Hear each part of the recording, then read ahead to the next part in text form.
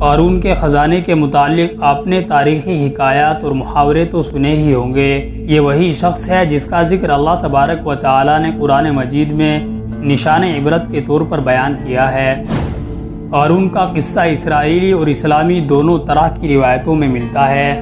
یہ بنی اسرائیل کا وہی امیر ترین شخص تھا جس کے خزانے کی کنجیاں 300 اونٹوں اور خچروں پر لادی جاتی تھی اور ہر کنجی چمڑے کی ہوتی تھی جو ایک خزانے کی چابی تھی۔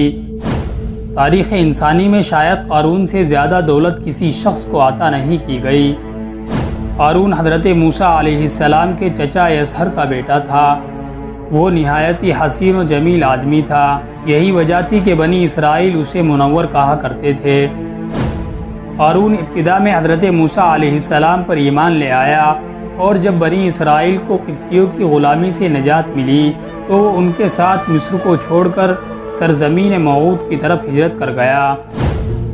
وہاں اس کے حالات ایک دم سے متغیر ہو گئے اور اس کے ہاتھ میں بے شمار دولت آ گئی۔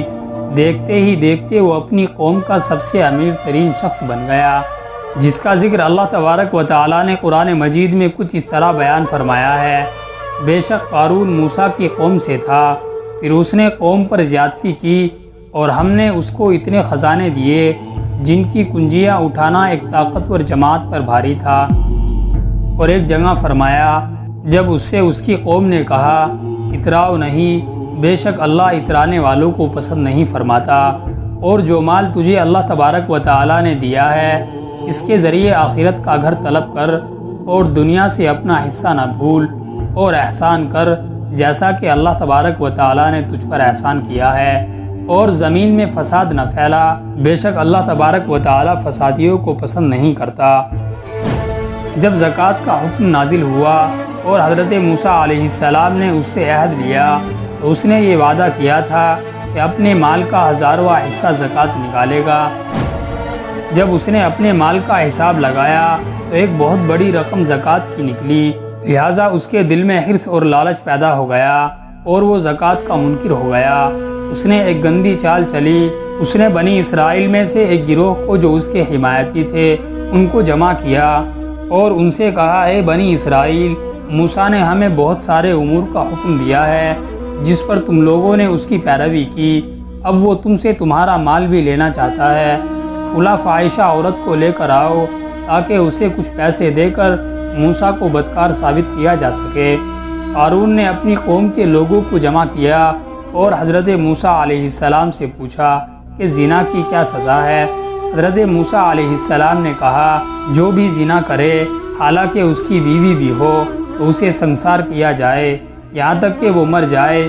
قارون نے حضرت موسیٰ علیہ السلام سے کہا حتیٰ کہ اگر یہ کام آپ نے ہی انجام دیا ہو تو بھی یہی حکم ہے۔ موسیٰ علیہ السلام نے کہا کہ ہاں تب بھی یہی حکم ہے۔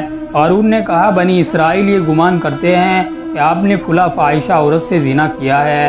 حضرت موسیٰ علیہ السلام نے فرمایا کہ اس عورت کو میرے سامنے لاؤ، لہٰذا وہ عورت بلائی گئی تو آپ نے فرمایا اے عورت اس اللہ کی قسم جس نے بنی اسرائیل کے لیے دریا کو پھاڑ دیا اور عافیت و سلامتی کے ساتھ دریا کے پار کرا کر فرعون سے بنی اسرائیل کو نجات دی، سچ کہہ دے کہ واقعہ کیا ہے۔ حضرت موسیٰ علیہ السلام کے جلال سے عورت سہم کر کانپنے لگی اور اس نے مجمع عام میں صاف صاف کہہ دیا اے اللہ کے نبی، مجھ کو قارون نے کثیر دولت دے کر آپ پر بہتان لگانے کے لیے آمادہ کیا ہے۔ اس وقت حضرت موسیٰ علیہ السلام آپ دیدہ ہو کر سجدہ شکر میں گر پڑے اور بحالت سجدہ آپ نے یہ دعا مانگی کہ اے اللہ قارون پر اپنا قہر اور غضب نازل فرما دے، لہٰذا وہ تمام لوگ جو قارون کے ساتھ تھے وہ اس سے جدا ہو گئے۔ موسیٰ علیہ السلام نے اللہ کے اذن سے زمین کو حکم دیا تو زمین پھٹ پڑی اور قارون اور اس کے پیروکار اس میں دھسنے لگے۔